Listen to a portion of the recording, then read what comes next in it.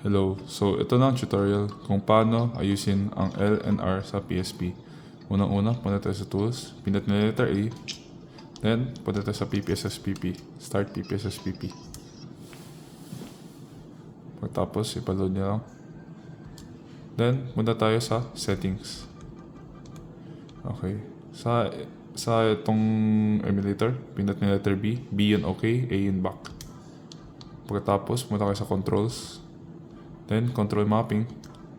Pagkatapos ng control mapping, hanapin yung L and R. Yan. So, yung L, pindot niyo yung letter B para maka-select kayo ng mapping. Yan. Map new key for L. So, L1. Then R, R1. Pagkatapos, kung gusto nyo paganahin yung right analog, yan. Pindot niyo yung right analog up. Then, right analog down, down, right analog left, right analog right. Yan. Pagkatapos, pwede na i-back. Then, back ulit. Then, exit. Automatic mag-save na siya.